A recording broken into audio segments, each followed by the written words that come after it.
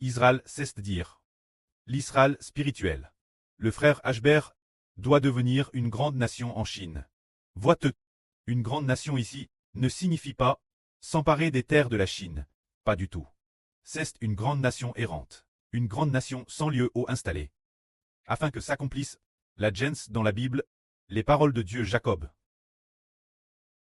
Ce moment-tel, Jacob tête digéterès vieux. Il avait 130 ans. Pourtant, cette époque, il y avait une grave famine en Canaan. Seule l'Égypte avait du bel. Pendant qu'il y avait du bel en Égypte, on a découvert que celui qui fournissait du bel à toutes ces nations était le premier ministre d'Égypte. Et ce premier ministre était le propre fils de Joseph, qui avait été perdu pendant plus de 20 ans. Jacob, se dire le propre fils de Jacob Joseph, qui avait dit Jacob croyait tort, qu'il était DJ mort. Mais contre toute attente, ce fils n'était pas mort, mais avait été vendu en Égypte, était maintenant le premier ministre d'Égypte. Ce moment-tel, Jacob décida de se rendre en Égypte. Il arriva à l'autel de son preux Isaac, un sacrifice Jéhovah, le Dieu de son preux, qui était aussi en Ralite, c'est aussi l'Éternel, le Dieu de Jacob. Après le sacrifice, Dieu parla à Jacob pendant la nuit.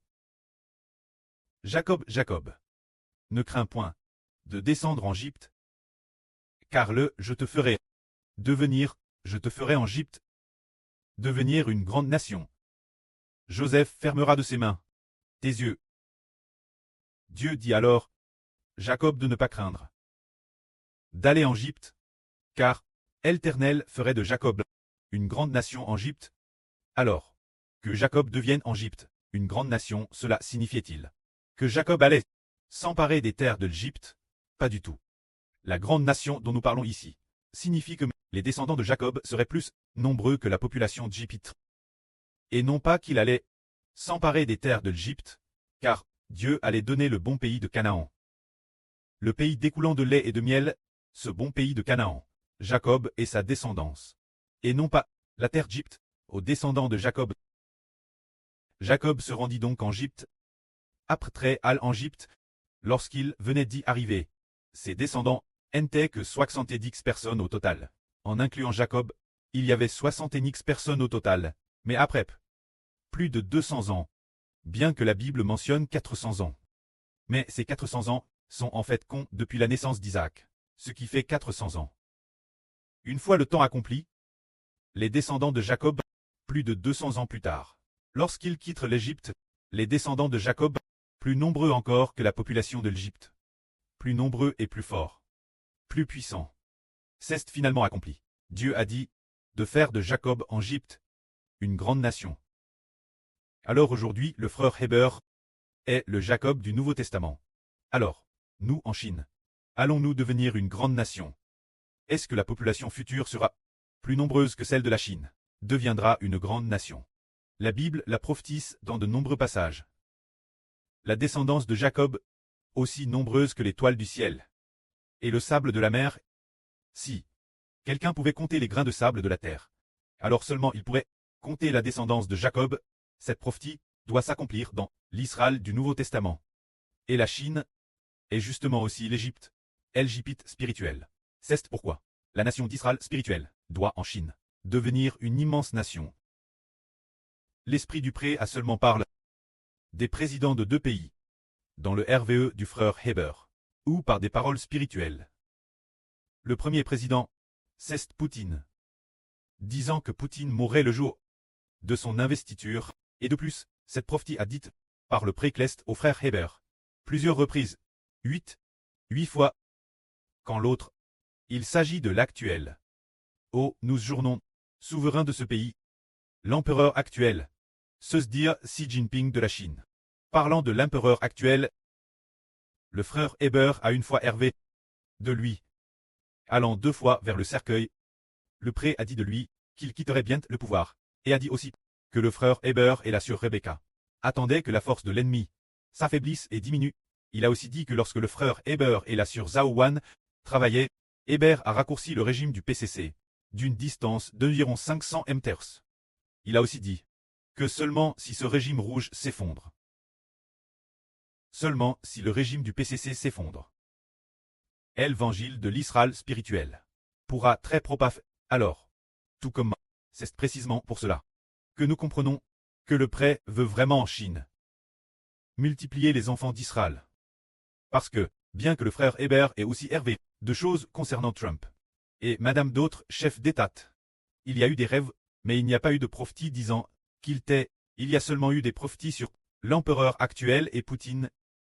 Alors en Chine, quand l'empereur actuel mourra ou quittera le pouvoir, ce sera le moment où notre Israël spirituel commencera à se développer. Alors quand? Jusqu'en faudra-t-il attendre pour que l'Israël spirituel se développe officiellement? C'est selon la prophétie du prophète Daniel, et ce que le prêtre a dit plusieurs reprises au frère Hébert, dans ses rêves concernant Poutine. Quand il est dit que Poutine, la cérémonie d'investiture, qui est décédée le jour madame, au moment de ce RVE, ce jour le 7 mai 2024, au petit matin, lorsque la Sœur Zhao priait, elle a ri plusieurs fois. Chaque fois pendant plusieurs minutes, elle n'a pas hâte de rire, sans pouvoir s'arrêter, ce genre de rire, depuis son enfance. Elle n'avait jamais ri comme elle. Elle riait de manière terrestre exagre, terrestre fort, au point que le lit sur lequel elle était assise tremblait violemment. Alors elle ne comprenait pas non plus quelle en était la raison. Mais cela venait de Dieu, elle le savait. Cela signifiait en fait que, concernant la mort de Poutine, ferait de la nation d'Israël une nation puissante, ferait de la nation de la nouvelle alliance d'Israël une nation puissante. Par conséquent, l'Esprit de Dieu a fait rire la Sœur Zhao d'un rire qu'elle ne pouvait pas comprendre, ni expliquer, mais qui cachait les ministres du futur, puisque Poutine est déjà mort, en attendant que commence la division de la Russie. Ce sera le moment où la nation d'Israël commencera à se lever. Il est possible que le moment de la division de la Russie soit la période d'explosion de l'Évangile, il se peut que ce soit ainsi. Aujourd'hui le frère Hébert a dit dans sa prière, depuis les temps anciens, il y a eu beaucoup de guerres. Jusqu'à présent, la plus grande guerre a été la Seconde Guerre mondiale. Le monde, la Seconde Guerre mondiale a été de toute l'histoire la plus grande guerre. Mais aujourd'hui, Hébert veut dire que cela commencera par la Russie. Se dire le Trump européen. Ah, l'Amérique et l'Europe. La guerre commence par l'attaque contre la Russie. Est le début de la plus grande guerre de l'humanité. Se dire. Quand l'Europe attaquera la Russie et provoquera la division de la Russie. Ce sera alors, selon les prophéties bibliques, le début de la plus grande guerre. Après cela, cela ne s'arrêtera plus. Une nation contre une nation, un royaume contre un royaume. C'est à partir du moment où la Russie commencera à se diviser, de diviser la Russie et puis de provoquer en Russie le roi du Sud contre le roi du Nord. Lors de cette guerre, qui commence, il y aura une grande guerre mondiale. Ce sera le début de la fin du monde. Ainsi nous comprenons Ken Ralit. Le début de la guerre de la fin du monde commence par le royaume décrit comme en partie de fer et en partie d'argile. Se dire. Le royaume décrit comme semblable au fer, qui commence à se diviser. Au moment où il commence à se diviser, c'est pour faire se lever le royaume de Dieu. Commencer à s'établir, au moment où il commence à se construire, comme Hébert vient de le dire. Nous aurons ici en Chine beaucoup d'enfants. Au début, nous disions que bâtir la nation, c'est composer des chants. Alors ces chants, le précleste ne veut que 144 000 chansons. Le Seigneur le dit aussi. Juste 144 000 chansons, construites en. Alors il semble que le royaume d'Israël devienne une grande et puissante nation. Le moment est venu.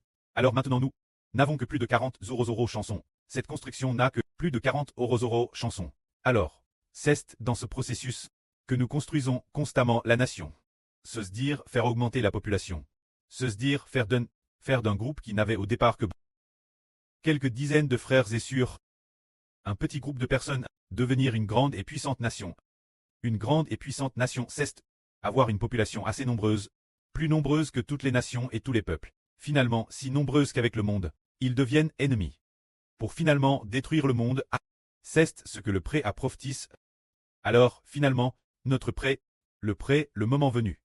Il nous aidera à détruire toutes les nations et tous les peuples. Mais, avant que la fondation de la nation n'arrive, avant que cette nation ne soit construite, le peuple de Dieu sera persécuté et traversera de grandes souffrances. Jusqu'à ce que la septième trompette sonne. Jusqu'à ce que Dieu le temps fixe soit venu, Dieu donnera alors le pouvoir politique. Israël. Alors, les enfants Israël, lui, commencera à utiliser le pouvoir politique pour riposter. Par exemple, la Chine attaquant les États-Unis. Alors, les deux pays doivent avoir un pouvoir politique et une arme, se dire qu'ils doivent avoir de l'autorité pour pouvoir attaquer. Mais maintenant, d'ici la grande tribulation, nous n'avons fondamentalement aucune force pour riposter, et nous ne ripostons pas.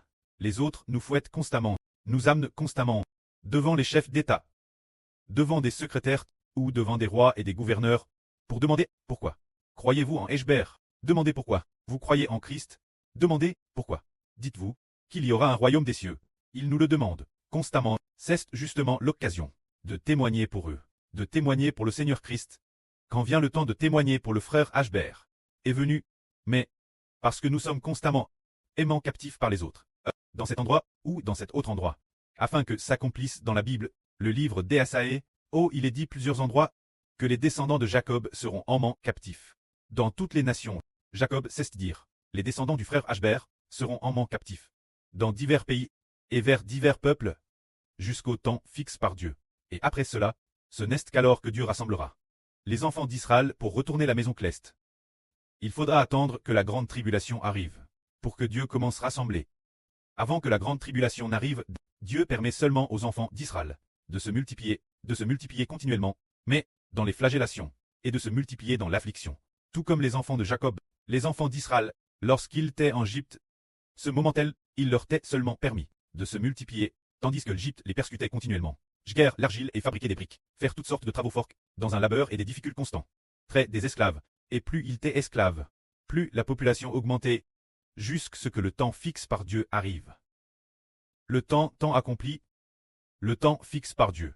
Avec Abraham, temps arrive, il allait envoyer son serviteur Mose pour conduire les Israélites hors d'Égypte. Au moment de la sortie d'Égypte, il s'est découle exactement, depuis le jour où Abraham acquit sa patrie, jusqu'au jour de la sortie d'Égypte, une période de 430 ans exactement. Le jour où s'accomplir. Ces 430 ans, se dire, le jour Madame Abraham avait quitté sa patrie, les Israélites quittent l'Égypte comme une arme. De la Madame manière, le précleste veut établir le frère Hébert comme preux des nations, preux de la patrie, tout comme Abraham, et aussi Isaac, et aussi Jacob. Le précleste a fait alliance avec Hébert. Il faudra attendre que la grande tribulation arrive, pour que Dieu rassemble officiellement Israël. C'est dire que, lorsque la grande tribulation arrivera, le frère Hébert accomplira la mission de Mose, présent. C'est comme s'il accomplissait la mission d'Israël. La mission d'Israël est de multiplier ses descendants, tandis que la mission de Mose est de ramener les Israélites, qui sont aussi nombreux que l'étoile du ciel et le sable de la mer, dans le royaume des cieux. Cela accomplit précisément ce que là sur Rebecca, à Hervé il y a des ânes, Hervant qu'elle était un chien de berger, un petit chien, au milieu d'un grand troupeau de moutons innombrables. Puis un berger marcha entêté, ce berger tête Mose. Mose, l'homme de Dieu, et ce Mose est le frère Hébert. Cette période correspondra au moment de la grande tribulation. Le frère Hébert, principalement en tant que Mose, ramènera les gens au royaume des cieux, frère sang en tant Israël. Il s'agit d'établir une nation, de bâtir une population nombreuse, et finalement, de ramener les gens à la maison cleste. Que la gloire soit auprès et au Seigneur. Amen.